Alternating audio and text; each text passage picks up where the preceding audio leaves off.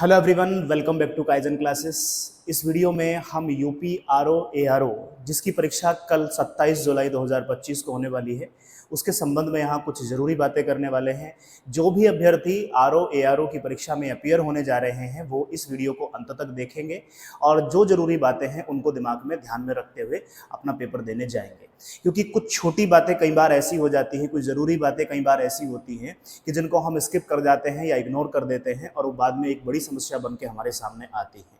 जैसा कि आप एक न्यूज़ क्लिप में देख सकते हैं, यहाँ पे बताया गया था कि कैसे कैसे होगा आरओ एआरओ के बारे में, उसी पे हम थोड़ी सी यहाँ पे बात करने वाले हैं। और मेन मकसद ये है कि आपको वो सारे सुझाव, वो ज़रूरी बातें आपको समझा दी जाएं जो आपको परीक्षा हॉल में या परीक्षा हॉल से पहले ध्यान रखनी है। देखिए, पहले तो कल जो परीक्षा होने वाली है उसकी टाइमिंग आपको याद रहे, क्योंकि जब आपने ये फॉर्म फिल किया था, क्योंकि आपको भी पता है ये री एग्ज़ाम हो रहा है, तो जब आपने ये फॉर्म फिल किया था उस समय जो परीक्षा का पैटर्न था वो अलग तरीके का था और अब जो परीक्षा होगी वो एक अलग पैटर्न पे परीक्षा हो रही है। पहले की अगर हम बात करें तो पहले ये जो परीक्षा होने वाली थी उस परीक्षा में कुछ ऐसा था कि 2 घंटे की परीक्षा एक होनी थी और 1 घंटे की परीक्षा अलग से एक होनी थी, उसमें बीच में गैप मिलता था। 2 घंटे की परीक्षा एक होती थी जिसमें आपको पता है 140 सवाल आते थे जीएस से, और 1 घंटे की परीक्षा होती थी, यानी 60 मिनट में 60 सवाल आपको करने थे और वो थे हिंदी। ये हिंदी के 6 टॉपिक हैं, इनसे संबंधित यहाँ पे सवाल पूछे जाते थे और इस तरीके से कुल मिला के यहाँ पे 200 नंबर की एक परीक्षा होती थी और उसके लिए अलग अलग समय मिलता था। देखेंगे हम इसको कि भाई अलग अलग समय जो होता है और एक बार जब कंबाइन कर देते हैं आप समय को, उसमें क्या अंतर पड़ता है, एक अभ्यर्थी के तौर पर ही हम इसमें भी बात करने वाले हैं। अभी जो परीक्षा का पैटर्न है वो बिल्कुल ऐसा नहीं है, ये दिमाग में आपको रखना है। अभी जो परीक्षा का पैटर्न है वो बदल दिया गया है। अब आपकी 3 घंटे की परीक्षा एक साथ होगी, 3 घंटे की परीक्षा, 3 घंटे लगातार परीक्षा होगी और उस 3 घंटे में 140 सवाल आपको जीएस के करने रहेंगे और 60 सवाल आपके सेम जैसे पहले था ऐसे ही आपको हिंदी के करने होंगे। तो ये अभी पैटर्न होने वाला है 3 घंटे का। अब देखो, 2 घंटे और 3 घंटे में अंतर होता है। अमूमन जो हमारी कैपेसिटी होती है, किसी भी हम जैसे क्लास लेते हैं उस दौरान भी हमने देखा है कि 2 घंटे आराम से सारी चीज़ें चल जाती हैं। 3 घंटे अपने आप में एक जगह बैठना भी अपने आप में एक चैलेंजिंग होता है और उस 3 घंटे में अगर हम बात करें तो कितने हमारे पास मिनट मिलती हैं, तो हमें 180 मिनट मिल रही है। देखिए, सारी कैलकुलेशन आपको अपने स्तर पर करनी है। आपके पास में 180 मिनट का समय है और आपके पास में कुल सवालों की जो संख्या है वो 200 है, यानी 180 मिनट में आपको 200 सवाल सॉल्व करने हैं। इस मर्म को आपको समझना होगा, क्योंकि 1 मिनट भी एक सवाल के लिए नहीं मिल रही है। अगर आप किसी सवाल में 1 मिनट से ज़्यादा का समय लगाते हैं तो आप फिर सवाल, कुछ ना कुछ सवाल आपके अधूरे रह जाएंगे। इसलिए टाइम मैनेजमेंट यहाँ बहुत बड़ी बात होने वाली है। तो टाइम मैनेज आप करके चलेंगे पहले से ही। और बहुत सारे बच्चों के, मुझे पता है कि सारी चीज़ें आप जान चुके हैं, फिर भी बहुत सारे अभ्यर्थी आप में से ऐसे होंगे जिनको ये 3 घंटे वाला स्रोत नहीं पता है। पेपर में भी लिखा रहता है, सारी चीज़ें लिखी रहती है, उसके बाद में मैंने बहुत बार देखा है कि बच्चे गलतियां करते हैं। तो इसलिए पहला तो आपको दिमाग में रखना है कि अब 2 घंटे और 1 घंटे की परीक्षा नहीं, बल्कि कंबाइन 3 घंटे की एक बारी परीक्षा होगी। किस टाइम से किस टाइम होगी? तो वो परीक्षा होगी सुबह 9:30 बजे से स्टार्ट हो जाएगी। परीक्षा स्टार्ट हो रही है 9:30 बजे से और परीक्षा चलेगी 12:30 बजे तक। तो 9:30 बजे से 12:30 बजे आपकी परीक्षा होगी। आयोग ने बताया है कि जैसे कि हम इसी यहाँ से देख लेते हैं कि 9:30 बजे से 12:30 बजे तक परीक्षा होगी और उसमें बताया है कि 1.5 घंटा पहले आपको एग्जामिनेशन सेंटर पे पहुंचना है, यानी 8 बजे आपकी एंट्री स्टार्ट हो जाएगी और किसी भी हाल में परीक्षा से 45 मिनट पहले आपको 45 मिनट पहले आपका प्रवेश रोक दिया जाएगा। यानी अगर 9:30 बजे परीक्षा शुरू हो रही है तो 8:45 पर परीक्षा का प्रवेश रोक दिया जाएगा। अब ध्यान रखना है, बहुत सारे बच्चों ने ये गलतियां करी थी, उनसे गलती हुई थी। यूपी का जो पीसीएस हुआ था पिछले वाला, उसमें भी ये गलती हुई थी, क्योंकि वो भी एक री एग्जाम था और उसमें जो 45 मिनट का इन्होंने जो समय रखा था उसको आप ऐसे ही ना समझे, हल्के में ना लेके, नहीं कोई बात नहीं, एंट्री तो 15 मिनट पहले तक मिलती रहती है। आयोग ने बिल्कुल बिल्कुल स्पष्ट वहां पे दिशा निर्देश दिए थे, और जो एग्जामिनेशन इंचार्ज थे उन्होंने किसी को एंट्री नहीं दी थी 45 मिनट पहले। इस बारी भी आपको 8:45 के बाद में एंट्री नहीं मिलेगी। 8 बजे आयोग एंट्री की बात कर रहा है, तो आपको 8 बजे सेंटर पे नेट पहुंच जाना है। अच्छा, सेंटर की बात करें तो आपको पता है, जिनका भी एडमिट कार्ड आया है उन सब बच्चों को पता है इस बारे में कि जो बॉयज का है उसको उनके जोन से बाहर रखा गया है। या जैसे भी आपका जोन है ए है, तो आपको ए जोन में कहीं भी किसी भी डिस्ट्रिक्ट में आपका सेंटर नहीं है, जोन से बाहर लगाया गया है सेंटर को। और जो दूसरे स्टेट के हैं उनका भी ऐसी कोशिश की गई है कि दूरी पर रखा जाए, और जो फीमेल कैंडिडेट हैं उनका डिस्ट्रिक्ट से बाहर रखा गया है। तो यानी एक दूरी आपके घर से, आपकी जगह से, आपके निवास स्थान से दूरी है, इसलिए समय पर पहुंचना, आप अपने हिसाब से उसको टाइम को लेके चले। ध्यान रखिए बस 8 बजे किसी भी हाल में आपको एग्जामिनेशन सेंटर तक पहुंचना है। आप आज शाम में पहुंच जाइए अगर आपका दूर सेंटर है, कल पहुंचना है तो सुबह थोड़ा जल्दी निकलिए, अभी तो दिन भी अच्छे होते हैं। क्योंकि जब आप हड़बड़ी में सेंटर पे पहुंचते हैं या देरी से पहुंचते हैं, वो दोनों आपके रिजल्ट पर प्रभाव डालते हैं। इस बात को आपको ध्यान रखना है। अच्छा, जैसे कि हम देख रहे हैं कि ये जो न्यूज़ है, इसमें जो इन्होंने न्यूज़ क्लिप में जो कवर किया था वो काफ़ी कुछ है कि भैया आयोग क्या क्या करने वाला है। कक्ष निरीक्षक की जो आपका इन्विजिलेटर होता है उसकी ड्यूटी कितनी देर पहले लगेगी, एआई से सारी चीज़ें मॉनिटरिंग करी जा रही होगी उनकी। बट यहाँ पे जो हमारे लायक है कि देखो आपको जो OMR है वो 3 मिलेंगी।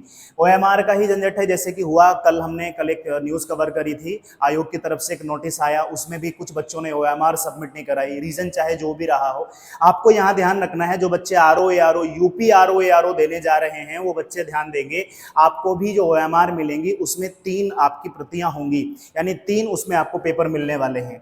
एक उसमें जो होगी, जो मूल प्रति होती है, यानी जो मूल कॉपी है, जो मूल OMR है वो होगी आपकी पिंक कलर की। तो यहाँ पे लिखा गया है कि मूल प्रति जो है वो गुलाबी रंग की होगी, दूसरी जो होगी वो हरे रंग की होगी, और तीसरी जो होगी वो आपको नीले रंग की मिलेगी। स्टूडेंट, वैसे उनके ऊपर सारा लिखा रहता है, मूल OMR होता है, ऑफिस OMR होता है, और उसके बाद में एक होता है स्टूडेंट कॉपी। तो आपको स्टूडेंट कॉपी लेके आनी है जिसका कलर ब्लू है, ध्यान रखना है, दूसरी कॉपी नहीं लेके आनी, नहीं तो आपकी कॉपी वहाँ सबमिट जब नहीं होगी तो आपका रिजल्ट ही निरस्त कर दिया जाएगा। ये बात आपको ध्यान रखनी है।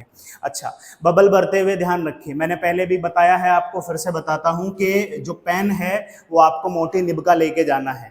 पेन को थोड़ा सा घिस लेना है, मार्केट में मोटे निब के पेन आते हैं, आप उनको ले लें। OMR में जब गोले भरने रहते हैं, बबलिंग आपको करनी होती है, उसमें आसानी होती है।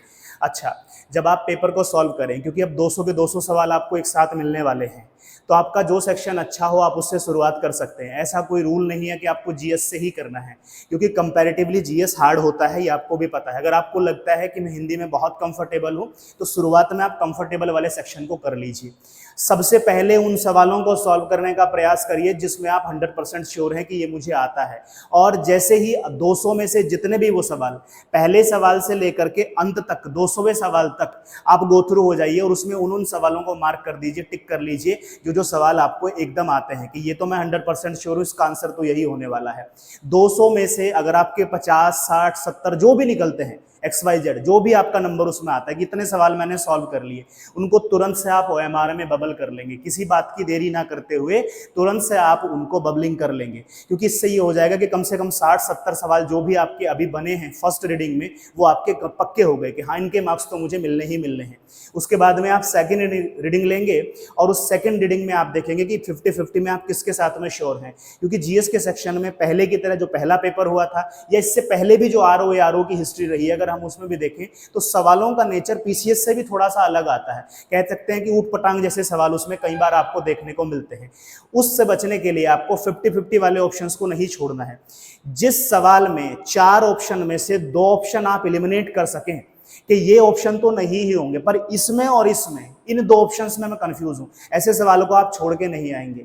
अच्छा, कितने सवाल आपको करने हैं ये आप पे निर्भर करता है, किसी का बताया आंकड़ा दिमाग में रख के नहीं जाइए, क्योंकि कट ऑफ आपसे और आप जैसे दूसरे अभ्यर्थियों से डिसाइड होगी, मुझसे या मेरे जैसे बाहर बैठे लोगों से ये चीज डिसाइड नहीं हो सकती। इसलिए वहां पेपर का नेचर कैसा आता है, पेपर आपके अकॉर्डिंग कितना बनाया गया है, आपने कितना पढ़ा हुआ है, ये सब आपको अपने दिमाग से सोचना है। हाँ, इतनी कोशिश हम कर सकते हैं कि हम आपको बोलें कि भाई मैक्सिमम तो मैक्सिमम अटेम्प्ट करने का प्रयास करिए। अच्छा, नेगेटिव मार्किंग ध्यान में रखेंगे, जो भी बच्चे परीक्षा देने जा रहे हैं नेगेटिव मार्किंग को दिमाग में रखेंगे, और नेगेटिव मार्किंग 1/3 है, ध्यान रखेंगे। अमूमन हम पेपर में देखते हैं कि 1/4 1/4 नेगेटिव मार्किंग होती है, आप में से कई सारे बच्चे ऐसे होंगे जो अदर स्टेट से जा रहे हैं, लाइक उत्तराखंड से जाएंगे, तो उत्तराखंड की अधिकांश परीक्षाओं में हम देखते हैं कि 1/4 नेगेटिव मार्किंग होती है। पर यूपी में अगर आरओ की परीक्षा आप देने जा रहे हैं तो आप ध्यान रखेंगे कि वहाँ जो नेगेटिव मार्किंग का प्रावधान है वो 1/3 है। अगर 3 आपने सवालों को गलत कर दिया तो एक सही सवाल कट हो जाएगा, 4 का नहीं है, 1/3 है। तो इसको दिमाग में रख के करेंगे आप, क्योंकि नेगेटिव जितना आप करेंगे उतना आपका सही सवाल कटता जाएगा। अच्छा, जब आप घर से निकलें पेपर देने के लिए तब आपको कुछ बातों का ध्यान रखना है, जैसे बेल्ट वगैरह ना पहन के जाएं, क्योंकि उसको सेंटर से पहले ही निकाल दिया जाता है। तो कोशिश करें कि कुछ इस तरीके के कपड़े हों जो कंफर्टेबल हों, बहुत ऐसे ना हो जो जैसे कि बेल्ट वगैरह है। बहुत सारे बच्चों को हम वहाँ देखते हैं कि बिना बेल्ट के तो पैंट नहीं रुकेगी, तो ऐसी कोशिश आपको पहले से घर से करके चलनी है कि वो रुक जाए, क्योंकि बेल्ट वहाँ उतरवा दी जाएगी। अच्छा, घड़ी में भी आप इंस्ट्रक्शन देख लेंगे, आपके एडमिट कार्ड में साफ तौर पर लिखा गया है। कुछ लोग स्मार्ट वॉच वहाँ पे लेके जाते हैं और बाहर रख देते हैं, और बाहर वो चोरी भी हो जाती है, कई बार ऐसा भी होता है। देखो, नुकसान होता है, तो आप उसको इस तरीके की कोई भी वॉच लेके नहीं जाएंगे वहां पे। और आयोग ने जो उसमें स्पष्ट रूप से जो उसमें लिखा गया है एडमिट कार्ड में, वो सारी बातें आप जरूर देख के जाएंगे उसमें। अच्छा, किसी तरीके की कोई वांछित, इस तरीके का अवांछित सामग्री आप नहीं लेके जाएंगे, कैलकुलेटर है या कोई फोन है, कुछ भी है, गलती से आप सारी चीजें पहले से ही चेक करके जाएंगे। जो फीमेल कैंडिडेट्स हैं, ज्वेलरी पहनने से बचें, सामान्य कपड़ों में जाएं, क्योंकि इससे आपको अल्टीमेटली दिक्कत होने वाली होती है। बाद में फिर वहां पे आप ही का समय लगता है, और भी आपके पीछे लोग रहते हैं, उनका भी समय लगता है। और जब आप परीक्षा के शुरुआत में ही थोड़ी सी टेंशन में आ जाते हैं तो उसका पूरा प्रभाव पड़ता है आपकी पूरी परीक्षा पर। परीक्षा हॉल में पहुंच के जैसे ही आपको ओएमआर मिले, तो ओएमआर को जब आप एंट्री फिलअप करते हैं ओएमआर की, तो ओएमआर की एंट्री भरते हुए आप थोड़ा सा सचेत रहेंगे, सजग रहेंगे, आराम से भरेंगे। डेट ऑफ एग्जामिनेशन की जगह डेट ऑफ बर्थ नहीं भरनी है, सेंटर कोड की जगह आपको सब्जेक्ट कोड नहीं भरना है। तो एक एक बात को आप दिमाग में रखते हुए, चीज़ों को ध्यान से सुनते हुए, करते हुए तब आप करेंगे। उसमें 1 मिनट 2 मिनट आप एक्स्ट्रा ले लीजिए। बहुत बार फिर बहुत सारे बच्चों को हम देखते हैं कि वो बाद में फ्लूड मांगते रहते हैं कि, या फिर गलती में आनन फानन से दूसरे की सीट पे जाके बैठ जाते हैं। ये वो छोटी छोटी सी बातें हैं जो आपकी इतने दिनों की तैयारी को 1 मिनट में खराब कर सकती हैं, क्योंकि आप दूसरे की सीट पे या दूसरे रूम में बैठ करके आप दे रहे हैं। भाई देखिए, इन्विजिलेटर के भरोसे मत रहिए, वो बाद तक कहता रहता है हमें लगा कि आप ठीक है, हमने तो आपसे पूछा था कि आपका रोल नंबर यही है, कि तो आपने कहा था हाँ, अब आपने गलत कर दिया, अब आप ये वाली कॉपी हमें दे दीजिए, अब दूसरी कॉपी लीजिए। आपका 1 घंटा निकल चुका है, तब उन्होंने आपको नई कॉपी दी है, अब आपको सारा काम नए तरीके से करना पड़ेगा। और हो सकता है कि उसमें केओस क्रिएट कर दें कि अभी आप रुकिए, हम उनको बुलाते हैं, हम इनको बुलाते हैं। तो इन सारी समस्याओं से आप पहले ही बचें, शांत रहें, कूल रहें। पेपर ही है, कोई बहुत बड़ी वो बात नहीं है, आराम से पेपर देने जाएं। आप जैसे ही हैं सब लोग, वहाँ लोग कुछ एग्जामिनेशन सेंटर के बाहर आप देखेंगे, जब आप कुछ समय पहले पहुँच रहे हैं तो आप देखेंगे वहाँ पे कुछ बाबा आपको मिलने वाले। यूपी में तो ये खास तौर से मिलता ही है कि वो ज्ञान दे रहे होते हैं, इस बारी तो ऐसा बनाएगा पेपर, आयोग को बहुत परेशान किया था आपने, पूरा इलाहाबाद जाम कर दिया था, इस बार आयोग ऐसा पेपर बना रहा है, वहाँ से बना रहा है, उस मैगजीन से सवाल आने वाले हैं, हमने दृष्टि को 4 बारी पढ़ लिया है, ये वो एक्स्ट्रा जो भी है, घटना चक्र से सवाल आएगा वगैरह वगैरह। आप उन सब बातों में ना आइए। यकीन मानिए, जितना आपने करा है उससे कमी पड़ा होगा उस बाबा ने। तो बिल्कुल आप इन ऐसे लोगों के चक्कर में मत पड़िए, लीस्ट इंटरेस्टेड रहिए इन लोगों की बातों में। और एग्जामिनेशन सेंटर से पहले, एग्जाम में जाने से पहले, एग्जामिनेशन सेंटर के बाहर आप कोई एग्जाम की बात ना ही करें तो बहुत बेहतर होगा। आप अपनी तैयारी पे भरोसा रखिए। आपने 6 महीना, साल भर जो तैयारी करी है, बहुत दिनों के बाद पेपर आया है। अल्टीमेटली हम इसी बात का तो इंतजार कर रहे थे कि भाई पेपर हो, आपका सिलेक्शन, आप आरओ बनेंगे कब, जब आप पेपर देंगे। तो पेपर में घबराना कैसा, आराम से जाइए, किसी दूसरे की बातों में मत आइए। कोई कुछ भी कह रहा है, भाई एक ही सीट तो नहीं है ना कि तुम्हें या मुझे ही मिल सकती है, सीटें तो हैं ना भाई, सीटें हैं तो तुम एक ले लेना और चुप रह जाओ थोड़ी देर के लिए, हमें हमारा काम करने दो। इस मनोभाव के साथ आप जाएंगे तो ज्यादा संभावना है कि आप सफल हो जाएं। और इन सारी चीज़ों के साथ में समय प्रबंधन बहुत ज़रूरी है, जो टाइम मैनेजमेंट कर ले जाएगा। अगर आप मुझसे एक बात पूछें कि बताइए अंत में वो कौन सी ज़रूरी बात है जो हमें ध्यान में रखनी है, तो वो है परीक्षा देते हुए समय प्रबंधन, टाइम मैनेजमेंट। जो इस 180 मिनट में इन 200 सवालों से गो थ्रू हो जाएगा, वो पेपर को अच्छे से कर ले जाएगा और उसकी सफलता के चांसेस बढ़ जाएंगे। यानी टाइम मैनेजमेंट यहाँ क्रूशियल होने वाला है। तो टाइम मैनेजमेंट का जो रोल है वो अपने आप में महत्वपूर्ण होगा, इसलिए आप समय प्रबंधन का ध्यान शुरुआत से ही रखेंगे और आप पाएंगे अंत तक आप सारे सवालों से, उन सारे वाजिब सवालों से गो थ्रू हो चुके हैं जो आपको आते थे या आप कर सकते थे। तो चलिए, इन्हीं बातों के साथ में जो भी अभ्यर्थी कल आरओ एआरओ यूपी में आरओ एआरओ की परीक्षा में शामिल होने जा रहे हैं, उन सभी अभ्यर्थियों को काइजन परिवार की तरफ से बहुत बहुत शुभकामनाएं। तो चलिए मिलते हैं नेक्स्ट वीडियो में, तब तक के लिए धन्यवाद।